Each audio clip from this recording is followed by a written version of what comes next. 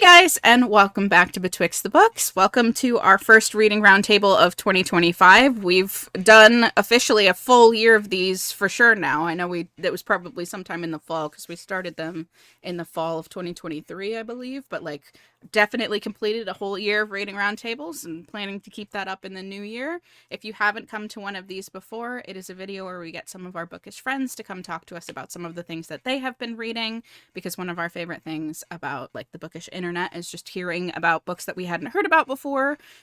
Today, because it's January, we are also going to talk a little bit about reading goals or bookish resolutions, just because that felt apt. But in general, we'll also just all talk about something that we're either currently reading or just finished, and a little bit about the ways that we pick the books we read, probably. And I hope you enjoy. Sit tight, hang in, get a warm beverage, because this is usually a slightly longer video.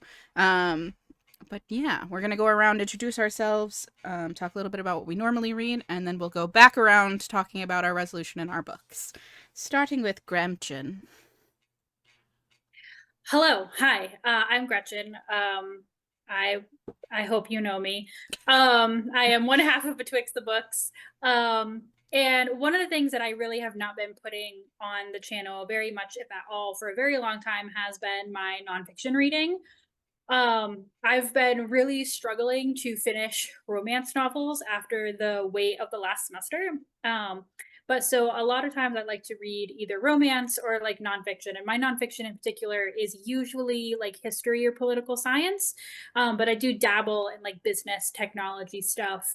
Um, and I brought a really interesting nonfiction book with me today that I think may actually end up possibly being one of my best books of the year based on how highly I rated it already. So that's kind of wild.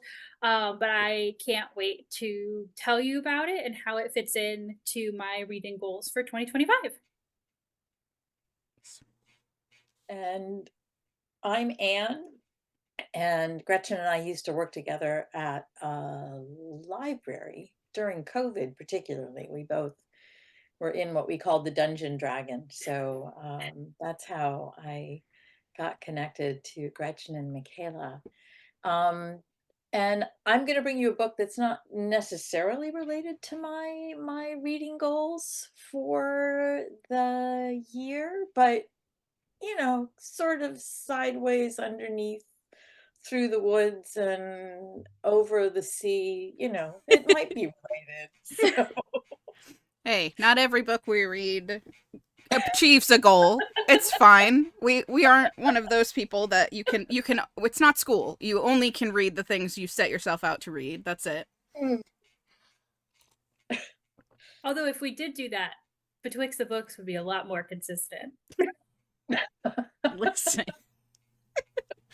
It's fine. Everything's fine. Taylor, how about you? I'm Taylor. I like to think of myself as the third half here for a while. Um, I am a librarian, and I've actually just finished my first full year of being a librarian. So while I spent that trying to get to know children's literature more familiarly, that's what I have a degree in, but it's also the way it's actually moving on the shelves and things like that I wanted to get more grounded in. And this year I just kind of want to get back to reading a lot of random things and just kind of get out of where I would normally find myself. So I brought a romance that seemed fun and I had a great time with. So it's a good start on that kind of new year energy. Yeah. Lovely. And hi, I'm Michaela. Again, you should probably know who I am because my face pops up pretty regularly on here. Somewhat, I don't know. I read a lot of queer lit, a lot of fantasy, speculative horror stuff. I'm bringing a translated book, which is also something that I talk about quite often when Gretchen and I make reading challenges. If you ever see translation on the list, it's probably because I talked about it. So it's not something that's outside of my comfort zone, so to speak, but it is something that I try to make space for. So I figured it was apt to talk about today. So yeah, we'll get into this. We'll talk a little bit more about some of the goals and things that we set for ourselves when we read, and then we'll talk about our books. So, as always, starting with lovely Gretchen, because she's the front of our betwixt sandwich when we do these. So the order our names go in alphabetically or whatever. So to start with talking about my resolution, I guess I'll kind of start there. It'll kind of be a little bit of a cyclical thing. Longtime viewers of the channel will be aware that we have been operating it for, at this point, over 10 years. We originally started it as a book club, of which Taylor was a part. And we actually did, it feels like a long time ago, not that long ago, a anniversary special, too, where you can go see us rereading the first book we ever did. But at the time when we started this, I predominantly read young adult fantasy. Like, I really did not like reading young adult contemporary stuff. I didn't find it that interesting. And so it was like fantasy, young adult fantasy all the time. You can literally watch on this channel my brain breaking slightly in the almost immediate switch transition from young adult fantasy to doing adult romance and also nonfiction. And in fact, I also talked about that in Michaela and I celebrated our 30th birthdays in 2004, and we did a video where we actually talked about our reading journey. So you can see more on that there as well. And I didn't mind it at first. It felt really new and fresh and interesting. And I still love romance novels so much, especially when life gets really difficult or very stressful. It's really nice to know that you can pick up a book where, there's going to be a happy ending. But it also just talks about usually humanness and relationships and kindness and if there is trauma, they're working on resolving it, that type of a thing, usually in the romances I read anyway.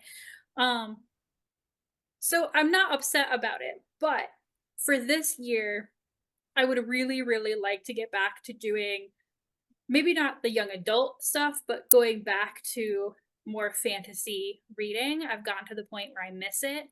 I know that romantasy is a thing now, and that might be a really easy way to go back into it, but I've had some fantasy books that have just been kind of sitting on my shelves because people have gifted them to me.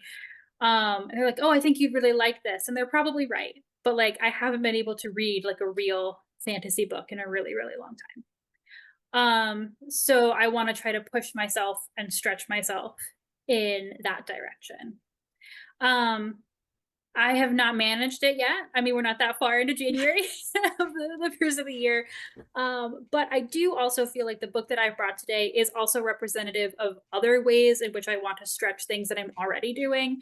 I think that Michaela and I did such a good job of this in our buddy reading challenge of taking stock of what we have read and what we feel has been diverse reading and saying, okay, how can we now push this in a different direction? And so one of the things that I really started learning about more last year was legal stuff. I started a whole bunch of different podcasts. One was focusing on the actual law surrounding Donald Trump's many criminal indictments. Because I wanted to actually hear lawyers talk about the process and what was happening rather than the breaking news, flash news, blah, blah. And I found a podcast that I really liked that is now called Main Justice because they have changed the name to keep the podcast going now that Trump is no longer a criminal defendant and will instead be our president. to hear them because they like go on like MSNBC and stuff, and to hear them say, okay, the news has kind of run away with this a little bit. Let's like roll it back. And then the other one was a Supreme Court podcast called Strict Scrutiny, which is a group of amazing female lawyers who are hilarious. I love listening to them and like learning more about like, again, actually like talking about the Supreme Court cases and the docket and like, okay, what's the actual like legal ramifications and like what is the precedent this is based on and how does this law, like what is the Comstock law and how does it work and why are we talking about this? And that was actually how Strict Scrutiny, that podcast, is how I found the book that I'm talking about today. So the book, they had this author on for a interview. The author is Rebecca Nagel, and the title is By the Fire We Carry, the Generations-Long Fight for Justice on Native Land. Rebecca Nagel also has a podcast where she talks about Indigenous and Native American land rights and legal precedents and cases and stuff like that. And she wrote this entire book about a fairly hugely positive Supreme Court case that was decided in the last couple of terms about Indigenous land rights and treaties in the United States and how that case came about, right?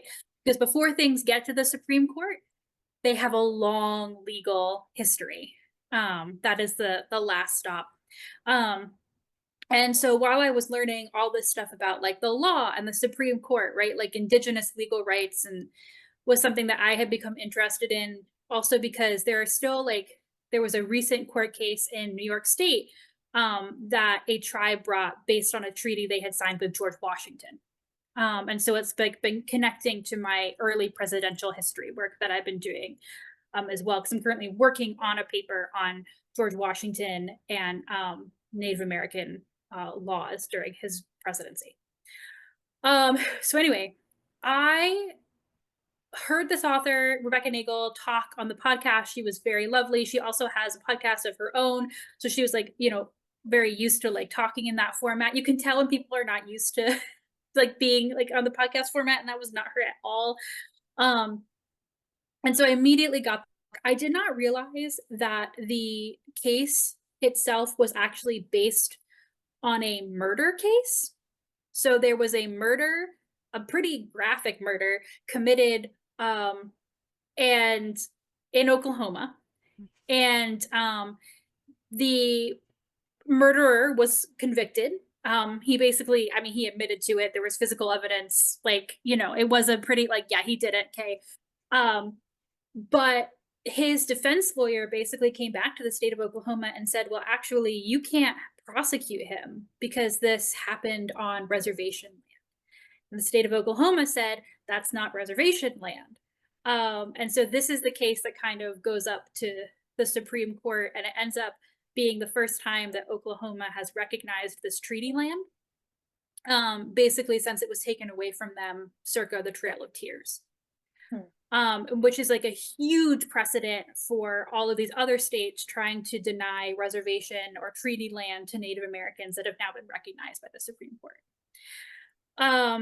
But it's like a weird reading experience because it's like part true crime, and then you're also like, yeah, I guess I'm on the side of the guy who did the murder. Because like, you know, and I mean, Rebecca Nagel is so smart, and she talks about this so well, about how like it's like this like wild legal situation where also the guy is still, he did win that case obviously, but then he was just like reconvicted of murder by the federal government. The reason that well, but here's the thing. So Oklahoma has a death penalty and the federal government does not. Right. So his lawyer had basically fought this case to save him from the death penalty. Okay. Was that, you know, they knew that he would be reconvicted, but he would be reconvicted in a way that he would not be sentenced to death. And it also just had the side effect of also being very positive for Indigenous tribes. That's what we're rooting for. It's not the murder guy. Yeah. But yeah, I mean, the other bit about it is that, Rebecca Nagel is also Indigenous and from Oklahoma, just not from the same tribe. And she interweaves the story of her own family and how they were involved in treaties and non-treaties during like more early American, empire times. So it ends up kind of being like this three-pronged story almost that's like the legal battle in the case, the story of the crime, and also the story of her family. It's incredibly well written. It all flows together really well. And um, despite having no basis in like Native American law or treaty rights, like that deep, I feel like I understood it all. Right. If I have one criticism, it is that I feel like she repeated some information or like some things like a lot throughout the audiobook. But I honestly think that's because of her podcasting background. And if we think about podcasting as episodic, and so like every chapter, like she might, if you're releasing weekly or whatever, like they often also like really like repeat information. I was like, girl, I read this in 3 sittings. You do not have to tell me what like allotment is for the third time. Right. Like I've been here. I didn't leave. Yeah. So that did come up a little bit, and it's one of those things that like starts to feel like demeaning, right? You're like, I got it the first time. Okay? Yeah. Don't have to tell me again. But again, I think it's literally just like a podcasting, like, she's used to doing that. Convention. Yeah. So anyway, I think everyone should read it. I loved it. Could you repeat the title? Yes. So the first part of it is By the Fire We Carry. And then the subtitle is The Generations Long Fight for Justice on Native Land. Cool. So yes, I really enjoyed it. And because she does have a podcast of her own and she narrates the audiobook, very entertaining. I listened to it. So that is my book. That's cool. Always here for Indigenous stuff. Indigenous rights stuff is super fun. Is it, I was gonna ask when you said that it was repetitive, is it like written in a form where like each chapter feels like a holistic essay, or is it written like it's more no, one I whole think it's thing? because recognizing that her audience does not know, and because like so many of these treaty terms, and like there are even things in Native American treaty like legalese that don't even mean the same thing. They're either unique to like Native American treaties, right? Like allotment, for example, which is how land was like taken away from the communal tribe and like allotted to individual. If you've watched the Killers of the Flower Moon, that's how a lot of that happens, because they do talk about how like, people were put in as guardians of like young children who were given allotments, and then they found gold on them and they like either married them or murdered them and stole that land. But I think it's just that like when some of these terms comes up and she like defines them every single time using like almost the same language too. And I'm like, and again, I think it's also part of like, the story kind of weaves around, right? And so she's like, oh, maybe like, so no, it all flows together really well. But I'm like, I know. Okay. I heard you the first time. Yeah. And it's just something that I don't like when I'm reading nonfiction in general. I'm like, I learned it the first time. Like, you do not have to keep repeating it to me. Yeah. Like, I got it. Interesting. Okay. I wonder too, because sometimes I've had it specifically with nonfiction audio, since I've been listening to more of that too, where because I listen and read at the same time, I'm usually looking at a physical version. Sometimes those words get defined in like a subtitle or like a index or footnote or something like that. And because it's an audiobook, you don't have that. So they just read the footnote with the word. I have had that happen though. It was Demagogue by Larry Ty, which was a biography of what's his face? What's his face? What's his face? Red Scare. Oh. That The congressman. Senator McCarthy? McCarthy. Yes, thank you. Joe McCarthy. Joe McCarthy. I kept saying, like, Josh is not right, Joe McCarthy. He would interrupt in Joshy the middle of a McCarthy. sentence and read the footnote. That audiobook is unbearable. Oh, no. But no, it was like clearly in the sentence. Okay. It was just repeated. Okay. Interesting. All right. Cool. Anybody else have any other questions for Gretchen before we move on to Anne? No? Okay. Take the floor, Anne. I've sold it. Everyone read it. Absolutely. I actually will. As I usually do when I leave here, I have at least 6 books to read. May have answered one of my New Year's resolution questions or issues. I was sort of thinking about, I hadn't actually, when January 1 came, I didn't come up with this resolution. I came up with this resolution today as I was finally trying to verbalize it for this afternoon, which tells you how I do things.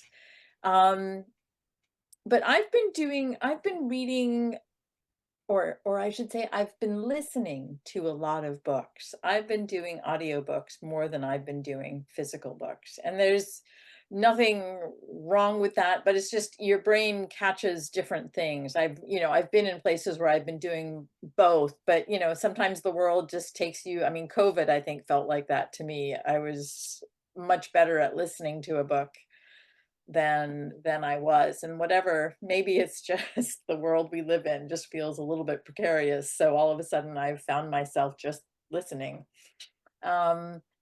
And again, no, I enjoy listening, but sort of I'd like to get back to reading an actual paper book sort of consistently, sort of like to make it a habit. Mm. So that is sort of the overarching goal of my New Year's, not New Year's, my January, whatever date it is today when you're watching this or when we filmed it. That is the day that this came into existence. And so I mean, part of this, the carry out, or the sort of fallout from this sort of overarching theme, is that one, I want to pick, I've never been a bestseller kind of a reader, Mm. whatever. And I'm not, bestseller being sort of, again, an overarching theme, because you can choose your bestsellers from like 1,000 different lists. So maybe I'll just come to you guys. What are the bestsellers from betwixt the books? Yeah. And then I'll go and start that one. But along that line, I'd also like to keep in touch. Like Gretchen, COVID got me, like, sort of lighthearted romances just seem to make the world, or actually I shouldn't say lighthearted, sort of good romances. We were just talking about one that we loved, and Gretchen and I talked a lot about and brought up almost at every whatever venue we had. We would bring up the You Deserve Each Other book during COVID, and sort of books like that are just a great escape. So I'd like to find more of those, but I'd also like to get back to actually reading fiction. I listen to fiction sort of almost consistently. I don't know how many, other than knitting books where I have to look at a pattern, or a recipe book, or tiny house building, or unless it's a craft that you have to do, I'm usually listening to it. So that's part 2. Nonfiction books, finding, like, for lack of better word, quality romances, or romances that engage me in more than, I don't even know what it is. I don't want to read Harlequin romances. So, and again, nothing. It's awesome if that's what you go for, but I'm looking for something a little bit different. Mm. And like I said, a bestseller. So that's my hope, or my goal. I mean, Jerome and I, my partner and I, have been sort of talking about stuff to do to get away from sort of sitting down at the TV and going, like, or sitting down on your phone and doing whatever. And one of them was just actually to sit downstairs and pull out a book. So that'll be one place. I also wanted to pass on, and I don't know if you guys are familiar, I suspect the librarians and others are, but the Silent Book Club, which is it's a chapter based, and the Silent Book Club can happen. It's where a group of people get together who read quietly in a public space. It can be a library, it can be a bookstore, it can be, I don't Hmm. care, meet at a cafe and sit there and read if you want. Yeah. But the point is that you sit for about an hour and read books sort of quietly along with other people. Some of the groups chat beforehand, or I think they might introduce themselves beforehand, and then you talk afterwards. But the Forbes Library here in Northampton has one, so I thought, what the heck? Every fourth Tuesday of the month, I'm apparently going to go do the Silent Book Club, which is such a Oh, weird and I think wonderful. brilliant idea. Yeah, I Yeah. always, oh, sorry. I always thought the book club was such a wild concept because I was like, most of the bookish people I know are introverts. So I was Right. like, yes, the silent book club perfectly. I wish to be silent in community. Yes. yeah.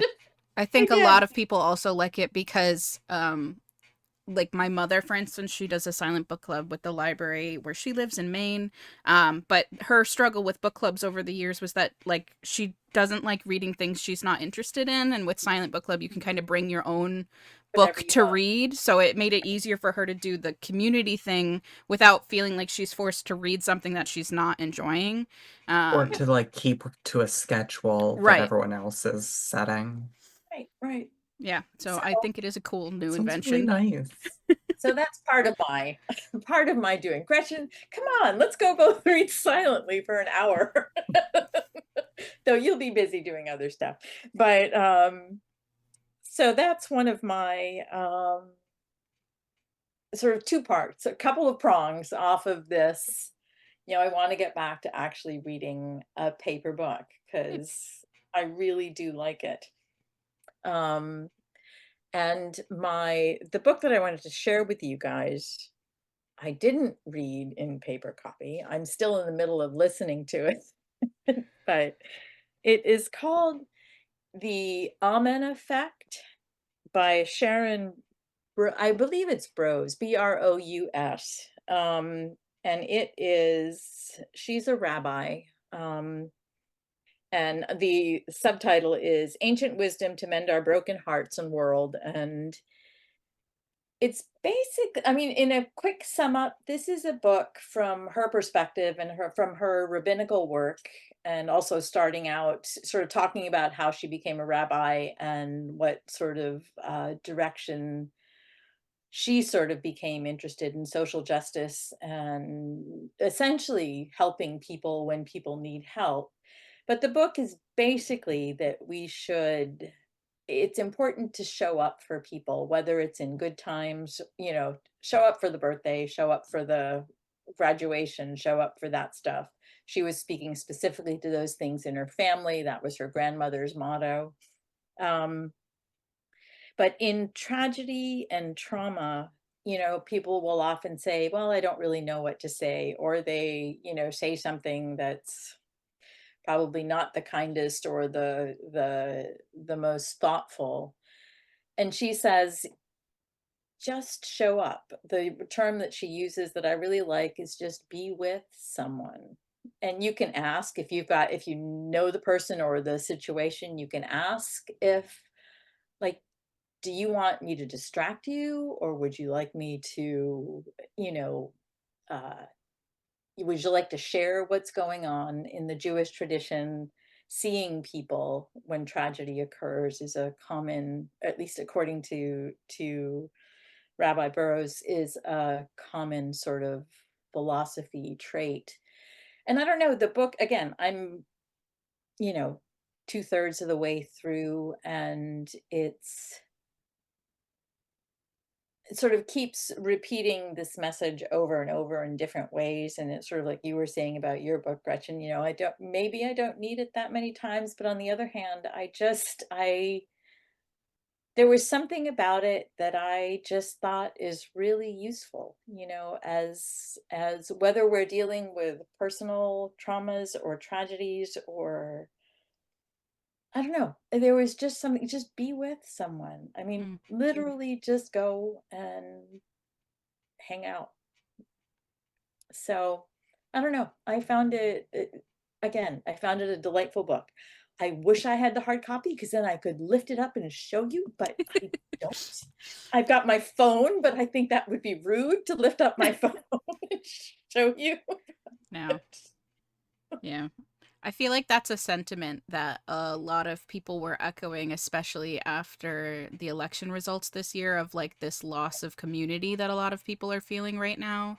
Right. That the digital age has kind of maybe facilitated a lot of things, that like things like this where we can connect and communicate online, but there is something very different, like catharsis wise, when you're physically in the same space with someone. It just has a different emotion.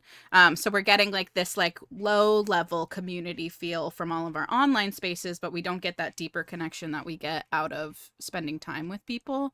And it's especially hard in the modern times because there are so few places to just meet people and be that don't cost money, which is a stress that a lot of people are having. Like going to a coffee shop is great, but you have to spend money on the coffee. Money at a coffee shop. Libraries are one of those few places that still exists that you could just go in and exist. So that's Right. definitely a place to go to. But yeah, And they have silent book clubs now. exactly. So go get your deep level connection with Silent Book Club. Yeah. Also, another like, and I didn't even think this would be something that I was interested in, but when the library that I was working at started their cookbook book club, um, and I was like, I was so nervous about that because we actually did a reading roundtable with cookbooks. I'm not like someone who likes to cook. I'm a baker. Um, but like, I'm very, because also I think my mom was a chef. And so I also just have like this like deep rooted insecurity about like, not being able to do that really well. And I loved go because first of all, like, because at that point this was like pre-COVID.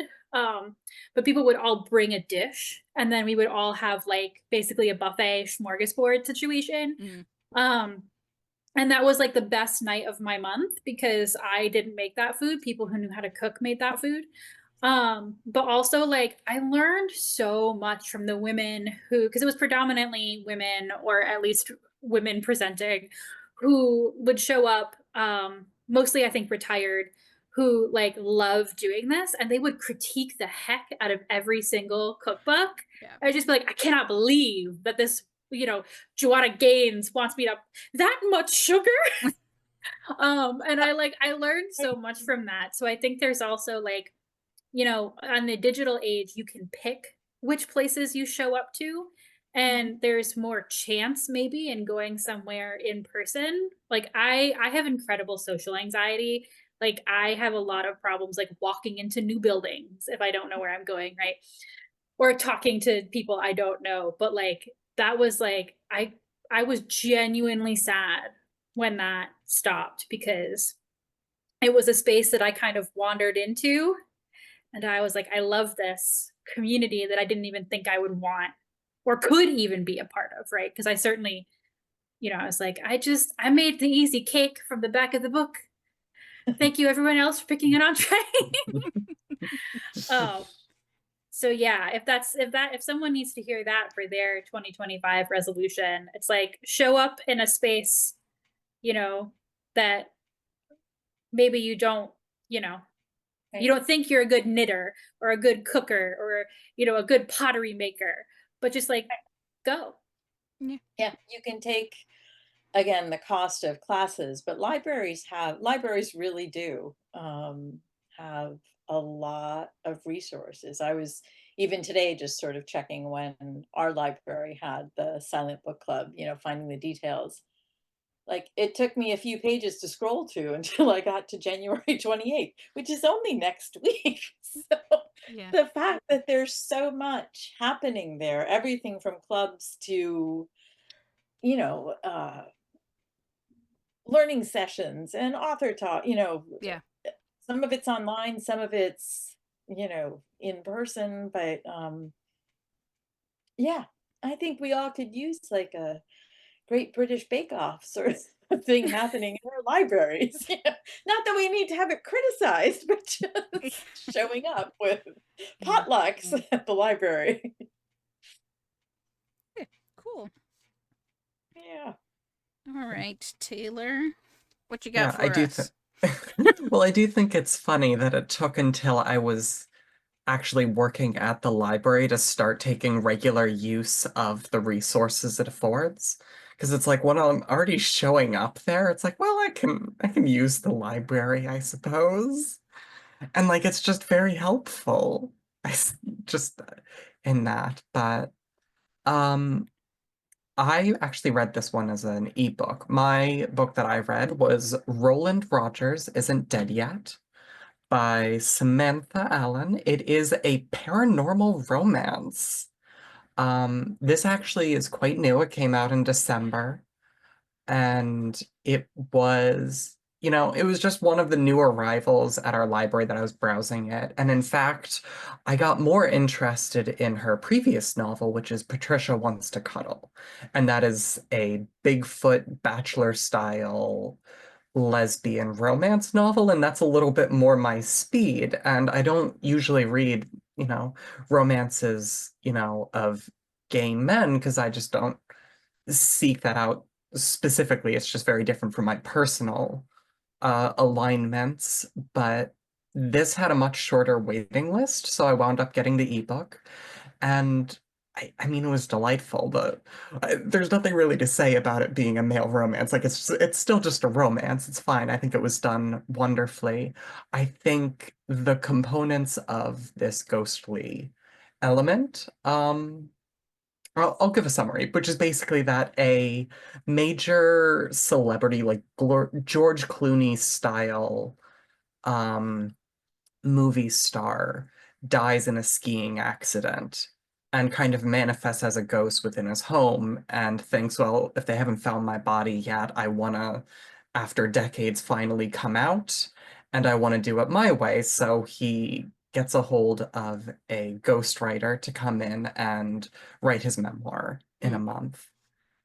And so it's just like Ghostwriter. yeah, like it is very funny. It is Oh, cheeky. It's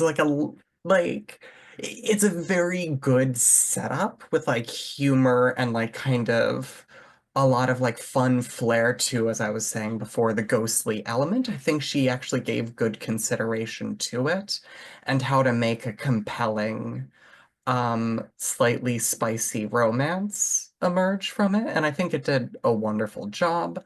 I think it landed the narrative really excellently, and I don't want to get too in depth on it because it's like it is a short read, and I feel like can give away too much. But I thought it was excellent, and I look forward to getting a hold of Patricia Wants to Cuddle because I just really enjoyed her writing, and yeah, thought it was great. There's something definitely too about like when you read a book and it's not just that you enjoy the book, but you like, I don't even know what that spidey sense is that goes off when you're just like, I also just like this person's writing. Yeah. Right? Because like people who I don't like, you can like a book by an author and not like anything else that they've written because you really like Sure. that one story. But I just reviewed a book by Sarah Adams called Beg, Borrow, and Steal or Oh, Steal. And it was that same thing of like, I want to read everything that you've written now because there's just like that secondary sense firing of like I liked this story but I really like your writing. yeah. Um Just like I really like how she did it. yes. I feel like Do that's a not very ask me to English major define thing. it. Yeah.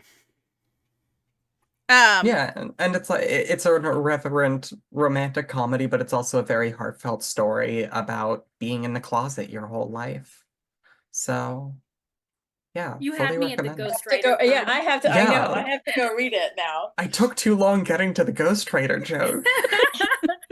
But yes, Roland Rogers isn't dead yet. All right. Um, and then if I recall from your intro, your resolution was just to Oh read yeah, just more, whatever you're feeling like. Just let your yeah, I just whims want to guide you. keep going in every direction. Like this is the year I'm trying to get into some like actual classics of like children's lit. Like I read Redwall and Dinotopia's first book. And just like I have no idea how it took me so long to get to these things that are just like so perfect for me. So it's been an exciting season. Are you enjoying Redwall? Because I have been having like I read those as a kid. Those were like that whole Yeah. series I like devoured as a child. It's one of the few like fantasy-esque Mhm. series that I really loved where I was more of a sci-fi kid. And I've been Yeah. having the feeling to reread recently. Does it hold up? I think it does. I think it's charming. I've been following for some time now a Twitter bot that just like does variations of the food as it like presents a feast and like lists off all like the berry cordials and stuff. So like Redwall absolutely delivered on that promise of like presenting absurd and fanciful food descriptions while still Yes. being like, I don't know that I'm gonna keep going within the series. But I think the first book is a really superb thing. Just like a great cake. Nice. All right. Well, if that's everything that you have to say, I'll talk about my Yeah. stuff. So I made an entire solo video where I talked about like all of my bookish resolutions for 2025. But today the one that I'm going to like talk about a little bit and my book is tangentially related to is I don't know if people can tell from the number of bookshelves behind me, and Gretchen was recently in my space and knows that this is just a very small fraction of the actual number of books in my space. Uh, Crazy eyes nodding. If you didn't know, I worked for Barnes & Noble for a very long time, and one of the perks for working for Barnes & Noble is one, you get physical ARCs for free the publishers send to the booksellers so that they can read them before they come out in order to better hand sell them, but two, you also get a discount obviously for working for the company, and that has led me to amass a very large quantity of books that I was then not keeping up with reading. So part of my reading goals was to work through my physical TBR, but I'm insane and I can't just say that I want to work through my physical TBR. So I created a reading challenge for myself called the Rainbow TBR Challenge, where I'm reading my physical TBR by color. I gave myself the challenge of reading 3 books from a specific color every month. Um, so January is pink. Um, Michaela? Listen, I need to have some sort of organization. I get choice paralysis if I just were to Yeah. be like pick something from all of these shelves. I'd be like I want to read everything, so I don't know. So I've constrained myself by color every single month. And the goal is to read 3 books from every single color. So again, January is pink. If you want to join me in that challenge, I made a Storygraph challenge, so you can just go to Storygraph and add those in as you go. I also made an Instagram where I'm doing like little mini reviews of all of the books that I read for this challenge. Because obviously I still also am reading other things. Um, so yeah, that's what I'm doing. I have other challenges that I'm doing for myself. Like I'm trying to read one nonfiction book a month, because I pick up nonfiction, but it's not something that I gravitate towards all the time. So I'm trying to push my. I know, right? I'm trying to push myself towards reading a little bit more of those ones that I've picked up in the same way. But the main challenge is to read a bunch of my backlist here. And Gretchen can also attest that when you are a booktuber, we tend to read mostly arcs. So a lot of the backlist stuff that we were really excited about but didn't get to tends to get left behind for stuff that's new and forthcoming. This book isn't super old on the backlist, but it is Apartment Women by Gu Byung Mo, which is translated from the Korean by Chi Young Kim. This is a novella, like a lot of Korean literature is, that follows a group of 4 families that have all decided to take up a government subsidied like apartment out in the Korean countryside with the sort of requirement of living there of having at least 3 children within a certain time frame. This is obviously in reaction to the fact that Korea's population is declining. There's not a lot of children being born in that country specifically, to outpace the number of elders who are passing away.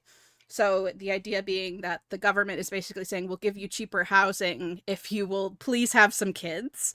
All of the families who move here already have at least one kid. Some of them already have two. But it's following sort of the way that these people are interacting with each other, while living in this very isolated small community instead of like sort of the larger community.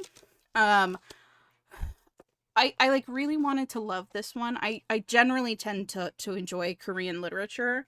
It's often very thoughtful. And I don't know if it's just the ones that are being translated into English, but there is often also usually a very strong political through line or commentary that's being made in a lot of Korean literature. And obviously this is doing the same thing. It's talking about the birth rate crisis that they're having. The thing that I struggled with here was that I wasn't entirely sure by the end of the book what it was trying to critique. I could tell that it was critiquing something. But I wasn't sure. I couldn't like exactly pinpoint what it was that was like, this is what I think the root of the problem is. But it felt dissatisfied. And I feel like what it was trying to say was something to do with the thing that's stopping people from having like really happy family lives is the greater pressures outside of you, especially in expectation. Because a lot of the problems that came up with these families, like they were fine when they were on their own, but as soon as they moved to this community, there was now suddenly an expectation of like sharing in a way that was very like unhealthy for them. One of the moms in here is a full-time artist, and she just had a kid, so her kid's a very young baby.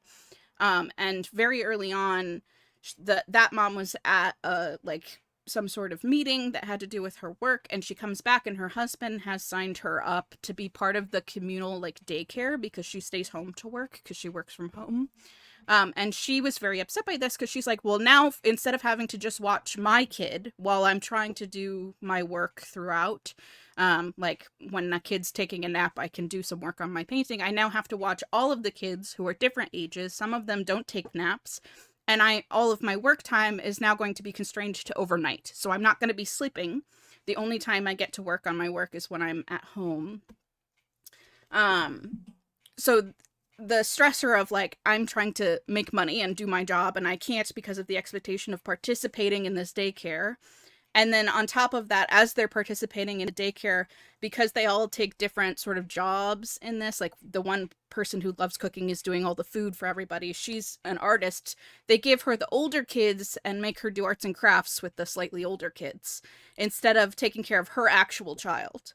One of the other moms is taking care of the babies, and she's taking care of the slightly older kids because they don't know what to do with them. And that's just like one person in this like whole community that you kind of see that it's the stressors of like trying to be part of community that is causing the problem. And I don't know if that's actually the problem. It seems to be saying that we would all be fine if it was just ourselves and our husbands and our kids. But because we have to live in a community and we have to participate with other people and live up to other people's expectations, suddenly now we are dissatisfied. And only one of the families ends up staying in this apartment. Like all of the other families break up. Like right. they have fights with their spouses and they end up leaving. Well, and that's conflating two separate issues, yes. Which is society's expectations, yes, which impinge upon you even if you live alone, yes, right? Like, you know, the judgment of like, when the toddler is crying in the grocery store and like people are like, that woman can't like control her child or like whatever. So like those types of things, like those types of pressures exist whether or not you live in community. And there are plenty of people, and indeed I believe it's the Orthodox Jewish tradition that actually does like, communalize like childcare and everything like that. I might be naming it wrong, but I've read a book on that as well. And it's just like, sometimes community is the answer where like, it's not just you like who needs to be taking care of your child, Yes. right? Yeah. And so like I think that that's, I mean, I can understand the argument, but I think that it's potentially, because it's left unresolved or unsatisfyingly resolved, it's conflating two things and making community seem dangerous when the issue Yes. is judgment. Yes. Yeah. When it Uh, is also a collectivist experiment, when you still need to function and survive within capitalism. yes. Right. Like, it is not removing the pressures of their society, it is just giving them slightly cheaper housing. Right. Right. And it the it was very realistic. Like, all of these characters, you cycle through them as you go through the book. Like, they have POV chapters, each of these characters, and some of them will come up several times. The other story that from in here that like really like stood out to me was that there was a husband and wife duo where the husband was a stay-at-home father and the wife worked, which a lot of the moms like didn't uh, they had that judgment of like, why are you working? Like, why is your husband the one staying home? There was judgment both on the father of that, of like, you should be doing something to support your household, as well as of the mom of like, why don't you want to be around your kids, right? Like the double judgment there on both of them.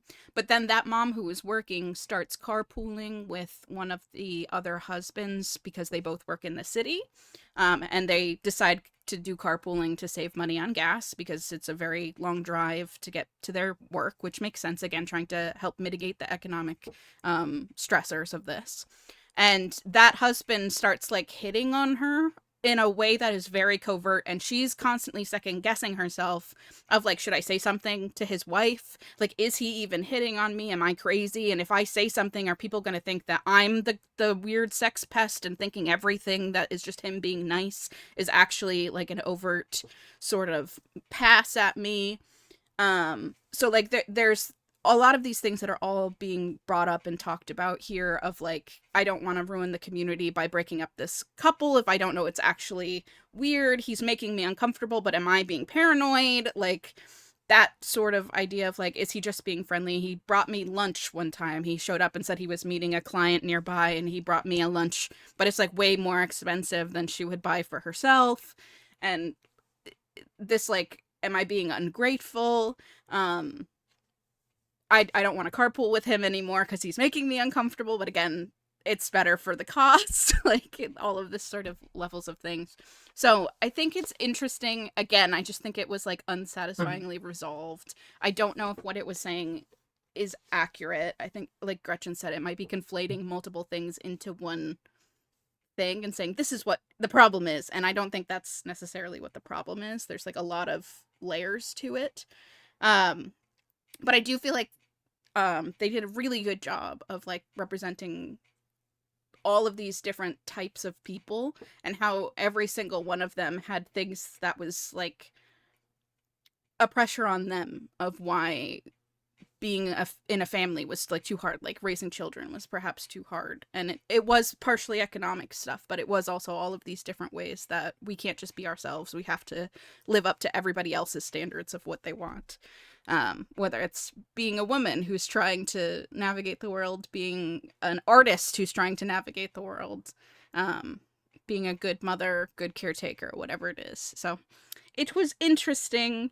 And again, this one's super recent. I think it just came out end of last year. So if you haven't heard of it, it might be worth listening to. It is short. Again, it's like a little novella thing. It might be worth trying out. Do you think it would have been better if it was longer? If you had spent more time, would the issues have gotten, like, could more clarity have come in with more, or does it, is just sort of a slice of life? It's definitely more of a slice of life thing, and this is also very like Korean in Mm-hmm. nature. Their stories aren't like narrative focused, they're much more like people focused. Like, this, we're going to give you a moment of like what it's like to be a person in this time frame, in this situation. I don't know that it being longer would have changed the fact that like what it was trying to say is this. Okay. Yeah. Because again, I feel like it's like the core like not narrative, like the the resolution of it, right, would still be the same, even if I spent a lot Right, longer going right. through this.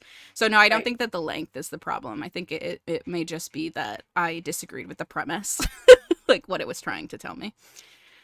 That's interesting. Sounds like a really compelling read, though. Yes, Yeah. yeah, it was very interesting. And I don't, while I am saying this, like, again, the story structure is very Korean. I don't think that it is, like, if you don't understand Korean culture, you would have issues understanding what was going on here. Like, it's still very applicable to other cultures as well. Yeah. Cool. So once again, I mean, we didn't theme this. We didn't ask anybody what they were going to bring ahead of time. We just asked people to talk about bookish resolutions.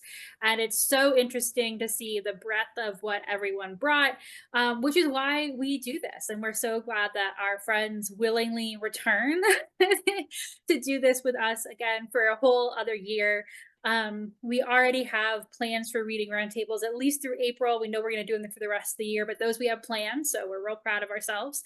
And so while Michaela and I do not know what we're doing for Betwixt content in February, you can basically use Taylor's segment of this reading roundtable as a little teaser to what we will be doing for the themed reading roundtable that we have in February. We will be joined by two bookish friends, one new and one returning, to all read monster romances. So we are including in that aliens, you know, anything like that. But the thing being that at least one person in the maybe pair, maybe three, who knows? It could be a poly monster romance. Mhm. Um, but is some sort of being, Creature. some sort of creature being. So we have had some teasers from some of our participants of what they will be bringing. So I can tell you that it will be a hilarious episode. So even if monster romance is not your speed, we highly recommend that you join us, because even though we have not filmed it yet, I am willing to put money on the fact that it's going to be hilarious. So you should definitely join us for that. Um, and as well, Michaela and I will continue to do our own videos. You can follow Michaela, like she said, on her Rainbow TBR Instagram, or following the channel. Michaela and I have also both changed our predominant social media to Bluesky. So we are both posting about our reading and stuff like that there, and so we will update socials for that as well, because we have gone where skies are blue, and there's a lot more fun reading content over there, so you can join us there as well. Please let us know down in the comments what your bookish goals or reading resolutions are down in the comments. If you are struggling maybe to find one, and maybe you just want to have a conversation about it, not that you have to have them, right? But just join us down in the comments and continue the conversation there. Otherwise, we will see you guys next time. Bye.